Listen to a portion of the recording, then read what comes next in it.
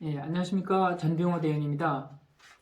오늘은 제가 발의자, 해임 발의자 대표자 중에 한 사람으로서 왜 해임 발의를 하는지 조합원 여러분들께 간단하게 말씀을 드리겠습니다.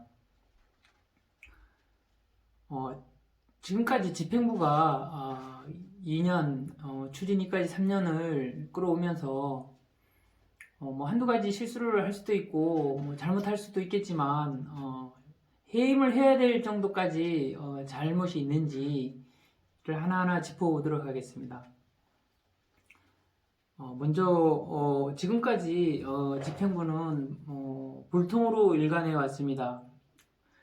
상식적인 얘기지만 조합의 주인은 조합원입니다. 그런데 조합원의 다수의 뜻에 따라 재건축이 진행되려면 조합원들을 먼저 모으고 조합원들의 어떤 정보 공유와 다수의 뜻을 빨리 파악을 해야 되는데 많은 대의원과 저를 비롯해서 조합원들을 모으기 위해서는 신속하게 즉시 정보 공유를 하고 소통할 수 있는 카톡방이 필요하다고 얘기를 했고 조합원 명부를 받아서 카톡방을 만드는 데 대해서 상당히 부정적이었습니다.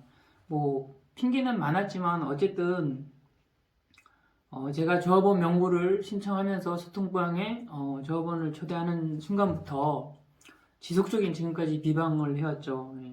비방이 문제가 아니라 비방을 함으로써 조합원들이 모이지 못하게 하는 게 의도가 아니었나 싶습니다.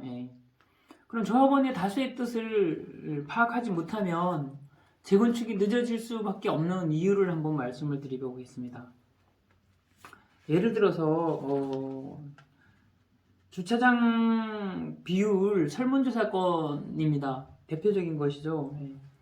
조합원 다수의 뜻을 파악하기 위해서 소통방에서 먼저 정보 공유도 하고 토론도 하고 하면 금방 조합원들이 대다수의 뜻이 나올 것입니다. 그런데 그런 과정이 없이 일방적으로 대의원회의에서 예시건 업체와 집행부에서 1.4를 거의 뭐 강요하다시피 했고 유도를 했죠. 그런데 회의에 참석하시는 많은 대의원분들은 다 1.8 이상을 원했습니다.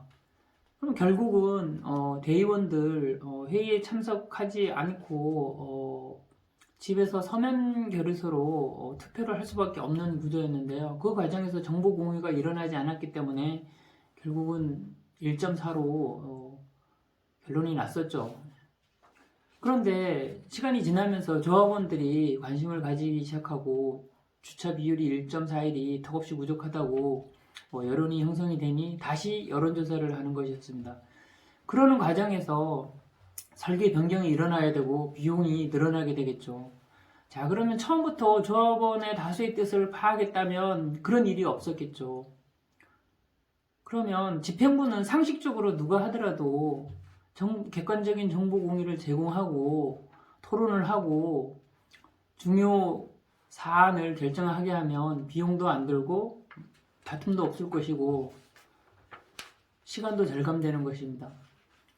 상식적인 것을 하지 않았다는 거죠. 결국은 불통을 했기 때문에 우리가 조합원의 다수의 뜻을 알 수도 없고 상식적이지도 않고 사업기간과 비용이 늘어나고 불신이 생기고 지금처럼 분란이 일어나는 계기가 되었던 겁니다. 그래서 소통과 정보 공유가 중요하다는 얘기죠. 사업기관과 비용 단축에 결정적인 역할을 하는 것이 소통과 정보 공유입니다. 불통으로 인해서 신뢰가 무너지고 조합이 분란될 수밖에 없는 것입니다. 두 번째로는 우리 집행부는 전부 비전문가로 구성되어 있습니다. 아시다시피 상근 간부, 조합장, 총무이사 두 분이 비전문가입니다. 비전문가가 집행부를 하면 안 되는 것은 아니지만 비전문가일수록 조합원들 다수의 뜻을 파악하고 또 조합원의 그 전문적인 지식이 있는 각 분야의 조합원들의 의견을 반영하고 수렴을 해야 되는데 지금까지 지켜보면 예를 들어서 건축 전문가라든가 저도 마찬가지입니다. 제가 재건축 경험이 있어서 좋은 아이디어를 제시를 하고 해도 모두 거절을 했습니다. 특히 조합원 다수의 뜻을 파악하기 위해서 조합원을 모아야 된다는 거에 대해서 상당히 부정적이었죠.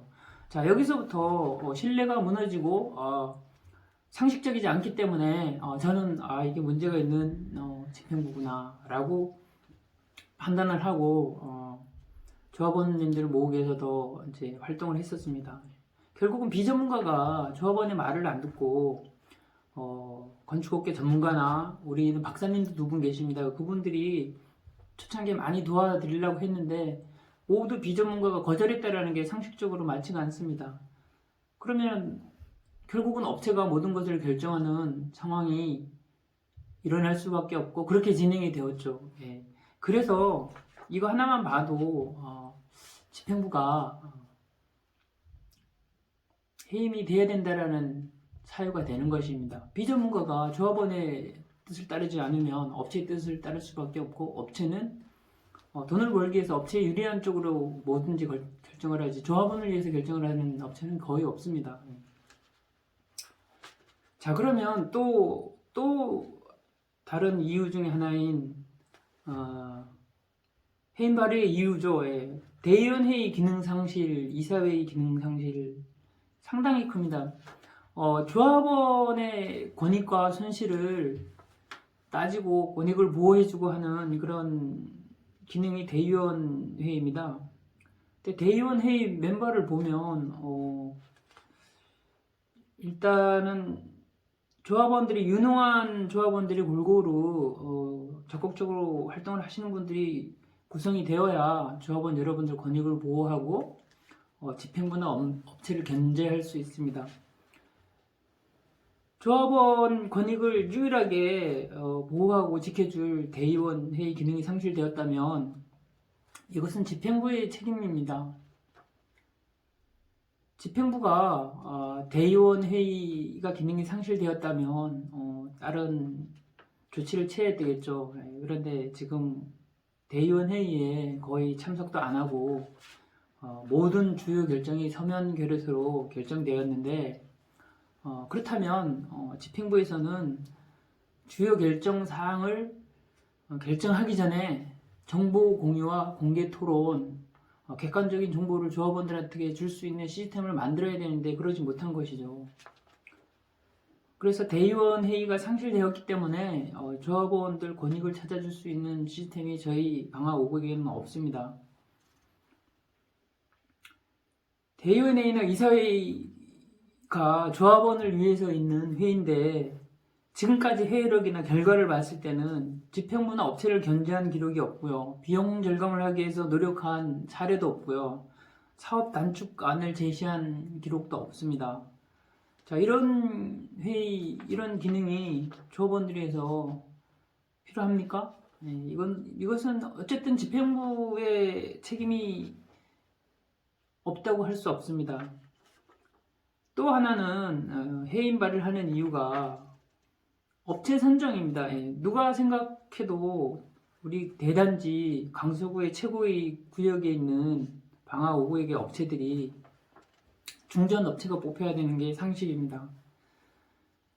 우수 업체가 뽑혀야 되는 이유는 인허가 능력이라든가 업무 능력이라든가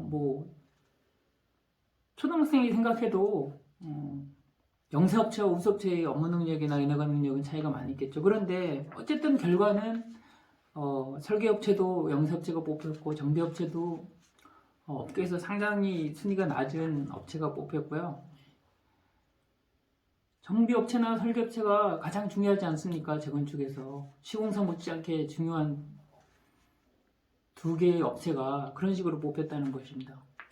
그러면 업체 선정 과정이 집행부가 무능력했다라는 것입니다. 비리가 있는지 없는지를 떠나서 설계업체가 가장 중요하고 정비업체도 중요하다고 말씀드렸는데 업체 선정 과정이 설계업체의 중요성을 먼저 조합원들에게 설명을 했어야 되고요. 모르면 전문가들이나 자문위원단을 꾸려서라도 조합원들에게 설계업체, 영세업체, 우수업체의 장단점을 설명하고 우리가 사업기간과 비용을 가장 조합원들에게 유리할 수 있게 만들 수 있는 그런 능력 있는 업체를 뽑아야 되는 것이 상식입니다. 어쨌든 결과가 중요하지 않습니까? 예, 영세업체가 뽑혀서 결국은 엉망인 설계가 나왔죠. 예. 설계는 추가로 따로 해서 다시 한번 설명을 드리겠습니다. 자, 그리고 또 해임 발의 이유 중에 하나인 CM 선정이라는 것입니다. CM이라는 업체는 재건축에서는 강서구에서는 거의 없습니다. 제가 알기로 CM을 쓰고 있는 것은 5구역밖에 없는데 CM은 정비업체나 집행부나 능력이 안 되면 또 건설관리 전문업체를 선정해서 다시 한번 더 보게 하고 공정을 단축시키고 비용을 단축시키는 목적으로 뽑는 것인데 CM이 뽑고 나서 기간 단축이 된 적도 없고 오히려 다 늘어났고요. 예. 주차 증설 비용도 0.1대당 57억에서 90억으로 늘어났습니다. 제가 그거는 따로 동영상을 올려드릴 텐데요. 주차 대수 증가 0.1대당 가격을 보면 신설 주차장 만드는 가격만큼 부풀려져 있습니다.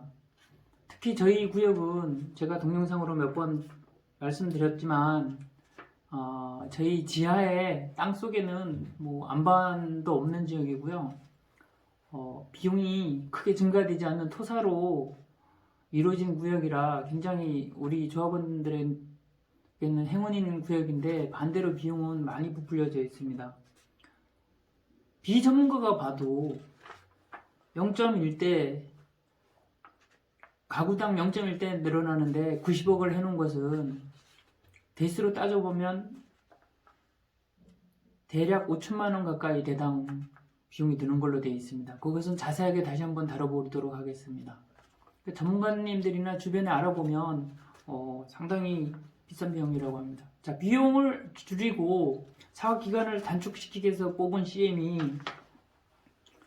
반대의 결과를 낳았지 않습니까? 그러면 그것은 잘못 뽑았거나 CM 비리 중에 하나라고 봐야죠. CM 비리 동영상에 너무 많이 올라옵니다. PD 수첩에도 수시로 나오는 것입니다. 그만큼 제대로 된 CM을 뽑기가 힘들고 제대로 된 CM을 뽑았다면 사업기간이 단축되고 비용이 대폭 절감되는 것이 정상입니다. 저희는 반대입니다. 그 CM 선정 과정에 정비업체 CRCM과 사무 CM이 컨소시엄으로 들어와서 공정성에 문제가 되어 있고 조합원들이 많이 피해를 본 걸로 알고 계실 겁니다. 그래서 CM도 워낙 복잡하고 문제가 많은 것이고 조합원들이 이해하기 어렵기 때문에 따로 하나하나 풀어서 설명하는 시간을 갖도록 하겠습니다. 그리고 결정적으로 해임발을 하는 이유 중에 하나인 게 연임안입니다. 연임안은 지금까지 보셨다시피 불통의 비전문가의 대의원회의 기능상실, 소형업체 선정, CM까지 선정을 해서 엄청난 비용이 늘어나는데 연임안을 강행했습니다. 연임안은 도정법의 절차에 할 수 있도록 되어 있습니다. 그런데 법이라는 것은 입법 취지라는 것이 있습니다. 입법 취지가 무엇입니까? 그 법을 하게 되는 이유가 입법 취지인데 연임안을 하는 경우 어떤 경우가 입법 취지겠습니까? 조합장 출마자나 대의원 출마자나 이사회 출마자가 없거나 극소수여서 이 구성체에 영향을 안 미칠 경우는 시간과 비용을 아끼기 위해서 연임안을 할 수 있게 한 것 아닙니까? 그런데 저희 구역은 아까 말씀드렸다시피 불통과 비전문가, 대의원의 이사회 기능 상실되어 있고 업체 선정이 무능하고 CM 선정도 엉망으로 했는데 그러면 조합이 정상화되기 위해선 조합원들이 이런 피해를 막기 위해서는 유능한 조합원으로 구성된 집행부를 뽑아야 되지 않겠습니까? 임기가 2년이 지난 작년 여름에 이런 엉망인 집행부를 다시 선거 없이 유능한 조합원들이 참여할 수 있는 기회를 박탈시키고 연임안을 강행한 것입니다. 연임안이라는 것은 말 그대로 현재 이사진 집행부 그대로 하겠다라는 것입니다. 지금까지 많은 문제가 늘어났는데 조합원 누구나 집행부에 참여할 수 있는 기회와 선거를 할 수 있는 기회가 있어야 되는데 그것이 박탈당하는 것입니다. 그러면 우리는 연임한 전에 대의원 대회에서 제가 어떤 일이 있었냐면 제가 말씀을 드렸습니다. 발언을 했고요. 조합장을 나오시겠다는 분이 2분이었고 이사 출마자 희망자가 6분이었습니다. 저희 이사가 8분인가요? 예. 자, 대의원이 저희가 10명당 1명, 그러니까 법적으로는 75명이 있으면 되는데 저희가 그 당시 한 86명인가 정확한 숫자는 제가 기억을 못하지만 거의 중도에 사퇴할 경우가 있기 때문에 넉넉하게 80명대 후반으로 이렇게 뽑았죠. 자, 그 중에 80명 후반대 인원 중에 새로 대의원을 나오겠다고 의사표시를 하신 분만 30분이 넘습니다. 제가 문자를 다 가지고 있고요. 기록이 되어 있습니다. 그럼 실제로 대의원을 뽑았다고 하면 적어도 50명은 아마 출마를 했을 것 같습니다. 자, 너도 나도 이사에 나오겠다. 너도 나도 대의원을 하겠다. 나도 조합장을 나오겠다. 이런 상황이었습니다. 왜 그렇게 했습니까? 제가 지금까지 말씀드린 불통, 비전문가, 대의원의 기능 상실, 업체 선정 결과, CM 선정 이런 걸 보고 이거 큰일 났다. 내 재산 이거 뺏기겠다라고 느껴서 그렇게 많은 대의원들과 이사들 출마 희망자가 있습니다. 자, 그럼 연임안을 하면 안 되죠. 당연히 선거를 했었어야죠. 자, 그런데 연임안의 절차가 있다고 해서 그것을 강행하고 우리는 위법을 하지 않았다라고 주장하는 겁니다. 절차는 따랐지만 연임안을 하면 안 되는 꼼수를 강행한 거죠. 자, 그러면 연임안을 안 하고 그 많은 이사와 조합원들이 대의원 출마자가 있으면 공정하게 선거를 했다고 합시다. 지금처럼 조합이 분단되지도 않았고 그것이 불법이겠습니까? 그게 원래 정당하게 해야 되는 것입니다. 그럼 연임안을 하지 말고 정당하게 공정하게 선거를 했어야죠. 자, 그러면 정당하게 공정하게 선거를 했으면 어떤 일이 일어났겠습니까? 지금처럼 해임청에도 일어나지 않았을 거고요. 분란도 없습니다. 예. 그리고 유능한 조합원들이 대의원회의나 이사회의 기능을 정상화시키고 집행부나 업체를 견제해서 하나가 돼서 빨리 갈 수 있었겠죠. 이거는 연임안을 강행하는 순간 조합을 쪼개갔다라는 뜻이고요. 그거는 집행부의 욕심이거나 집행부가 재건축을 몰라서 비전문가라서 업체 말만 들은 결과가 아닌가 합니다. 자, 결국은 이 과정에서 우리 조합원들이 감당해야 될 비용, 각종 업체의 계약이 다 부실로 계약이 되어 있습니다. 무슨 근거로 부실 계약이 되어 있냐고 말씀을 하실 것입니다. 자, 계약서는 앞으로 하나씩 검토를 할 겁니다.